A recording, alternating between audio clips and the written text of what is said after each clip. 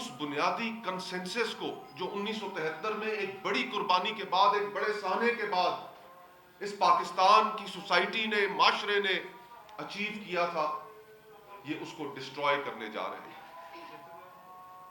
اور اس ضمن میں جس طرح چکزئی صاحب نے کہا، ہمیں اس کو اپوز کرنا پڑے گا۔ یہ صرف جو اشخاص آپ کے سامنے اس وقت بیٹھے پریس کانفرنس کر رہے ہیں یا اپوزیشن کی جو دیگر پولیٹیکل پارٹیز ہیں، یہ صرف ان پر ہی لازم و ملزوم نہیں ہے، یہ اس ملک کے ہر طبقے پر لازم ہے، عوام پر لازم ہے، جرنلسٹ پر لازم ہے، تاجروں پر لازم ہے، کسانوں پر لازم ہے، ہر سیگمنٹ آف دا سوسائٹی پر لازم ہے کہ اس بنیادی کنسنسس ڈاکیومنٹ 1973 کا آئین جس کی تدفین کر دی جائے گی جس روز یہ 27ویں آئینی ترمیم پاس ہوگی، کہ اس کو ریزسٹ کرے، اس کے خلاف اپنے احساسات کا اظہار کرے۔ اس ضمن میں تحریک تحفظ آئین نے کچھ چیزوں کے اوپر اتفاق کیا ہے۔ علامہ صاحب بولیں پھر آپ یہ کر دیں۔ جی بالکل ٹھیک۔ اس کے بعد علامہ صاحب گفتگو کر لیں تو اس کے بعد وہ پھر یہ پڑھ کر لائے عمل اناؤنس کر دیا جائے گا آپ کے سامنے۔ بہت بہت شکریہ۔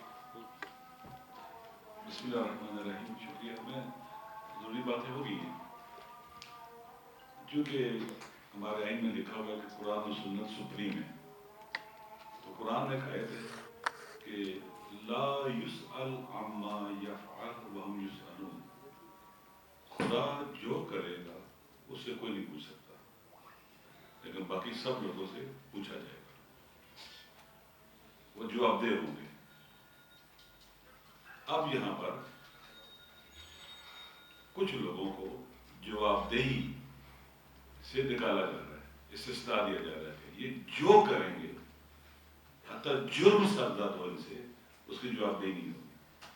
خدا تو ظلم نہیں کرتا، ہمارا کو قبض اللہ من العبید، خدا چونکہ ظلم نہیں کرتا، کسی ظلم نہیں کرتا، تو لہذا وہاں استثناء کی مسئلہ ہی نہیں ہے۔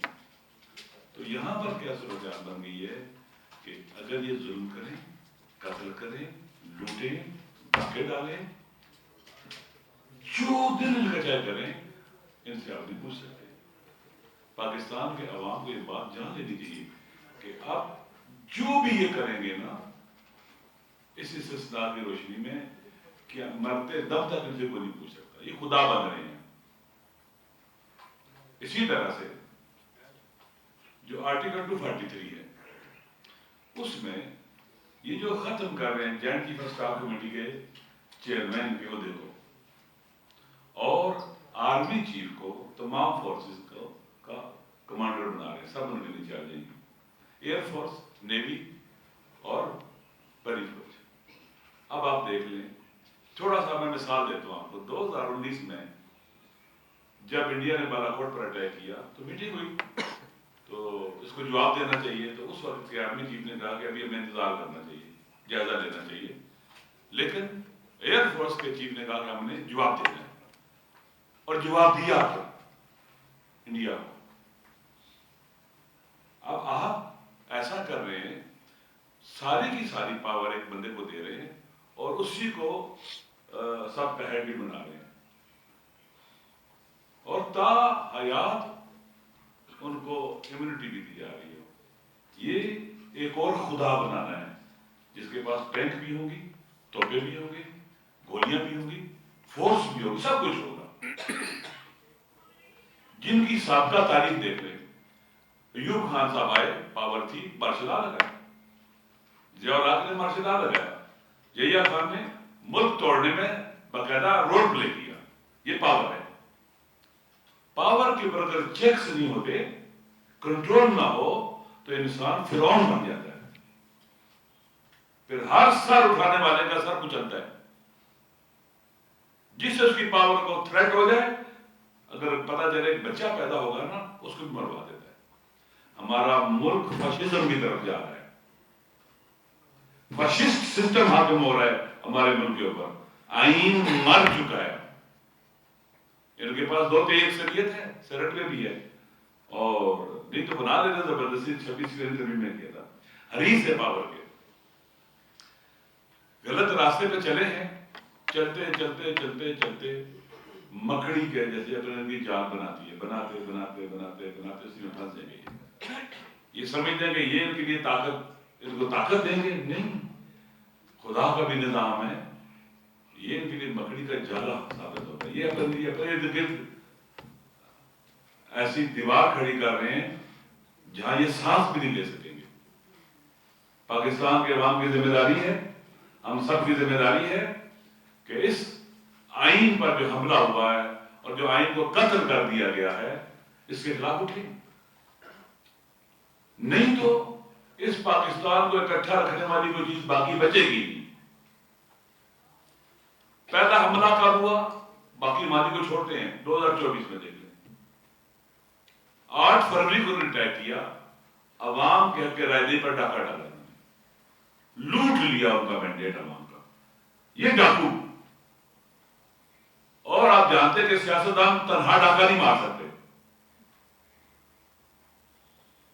ایک ڈاکوؤں کا کیا کہتے ہیں کہ گروپ بن گیا ہوا, ڈاکو کو گروپ کہتے ہیں مافیا. یہ مافیا ہے ڈاکوؤں کا, جس نے فارم 47 کے تحت حکومت بنائی اور اس کے بعد پھر ایک اور غلطی 26 میں آنی ترمیم. پھر آپ دیکھ لیں, اور سپریم کورٹ اور ہمارے جو عدلیہ ہے اس نے بھی جو رول پلے کیا ہے نا, بڑا ظالمانہ رول پلے کیا ہے. انہوں نے تو آئین اور قانون کی حفاظت کرنی تھی, انہوں نے آئین شکنوں کا اور قانون توڑنے والوں کا ساتھ دیا, اور ایک جماعت سے پہلے اس کا مینڈیٹ چھینا, پھر اس کے بعد اسپیشل سیٹ چھین لی, اور ان کی 17 والوں کو 2-1 شریعت دے دی. عوام دیکھ رہے ہیں, آپ کے ہر قدم جو اٹھاؤ گے انلیگل انلیجیٹیمیٹ ہے, ہم اس کو نہیں مانتے. جیسے خان صاحب نے کہا, ہم اپنے ارادے سے, اپنے وطن سے محبت, آئین رول آف لا سے عشق, وہ ہمیں یہاں لے کے آیا ہے. اور اہل وطن کے حقوق کے لیے ہم مر جائیں گے, پیچھے نہیں ہٹیں گے, کچھ بھی ہو جائے پیچھے نہیں ہٹیں گے. اس طرح کے اقدامات کو دیکھ کر چپ رہنا بزدلی ہے. اس طرح کے ظلم کو اور وطن کی کشتی کو, جیسے خان صاحب کہہ رہے تھے کہ یہ آخری جو ہے نا آواز آ رہی ہے کہ ہمیں بچاؤ, آئین پاکستان کہہ رہا ہے بچاؤ ہمیں. لہذا اس وقت اگر ہم چپ رہتے ہیں تو میرے خیال میں اس کا مطلب ہے کہ ہمارا اپنے وطن سے, پاکستان سے, آئین سے, قانون سے, اپنی اندر نسل سے کوئی تعلق ہی نہیں ہے. جناب جو بھی سب طاقتور ہیں, جو بھی یہ کام کر رہے ہیں, فورسز اس آئینی تبدیلی سے آپ کی فورسز ڈیڈلی ڈیمیج ہوں گی اور کچھ کرنے کے قابل نہیں رہیں گی. دیکھ لینا, آپ کو پتہ ہے فورسز کے اندر کیا ہوتا ہے, آپس میں ملا کر وہ اپنے آپ کو سمجھتے کہ ایئر فورس اپنے آپ کو سمجھتے کہ ہم ہیں, نیوی والے اپنے آپ کو سمجھتے کہ ہم بھی کچھ ہیں. آپس میں رائیولری بھی ہوتی ہے اور مسائل بھی ہوتے ہیں. آپ کو پتہ ہی ہے کہ کس طرح سے آپ ان کو بڑی فوج کو مسلط کر دیں گے. پہلے کم از کم ایک توازن تھا, آپ نے غلط کیا کیا ہوا تھا, joint chief of staff committee کے چیئرمین کے عہدے کو ویک رکھا ہوا تھا, سمبولک کر دیا ہوا تھا. آپ اس کو طاقتور کرتے, باری باری تینوں فورسز کے بندے وہاں پر آتے, ایک تعادل اور توازن باقی رہتا, اچھا کوارڈینیشن ہوتا. یہ کیا کیا جا رہا ہے, ہر چیز تباہ کرنی ہے. پارلیمنٹ کو بھی تباہ کر دیا آپ نے, عدلیہ کو بھی تباہ کر دیا. اب جس ادارے نے پاکستان کی سرحدوں کی حفاظت کرنی تھی, آپ اس کو بھی کہاں لے کے جا رہے ہیں. اندرونی مشکلات کھڑی ہو جائیں گی ان کے اندر. ہمیں ہمدردی ہے اپنے وطن سے. یہ راستہ ہی غلط ہے, یہ راہ نہیں ہے, یہ گم راہی ہے, یعنی راہ گم کر بیٹھنا اور سرگرداں ہونا. 2024 میں 8 فروری کی رات جو راستہ گم کیا, یہ سرگرداں ہے, یہ سرگرداں گم راہ ہے, یعنی راہ گم کیے ہوئے ہیں. اور یہ جو راہ گم کیے ہوئے کہاں جاتا ہے, پھر کہاں پہنچتا ہے, وہ جہاں جا رہا ہے سرگرداں انسان. یہ سرگردانی ملک کو تباہی بربادی کی طرف لے کے جا رہی ہے انشاءاللہ العزیز, اور ہم ان کا مقابلہ کریں گے, بھرپور مقابلہ کریں گے. اس سیاہ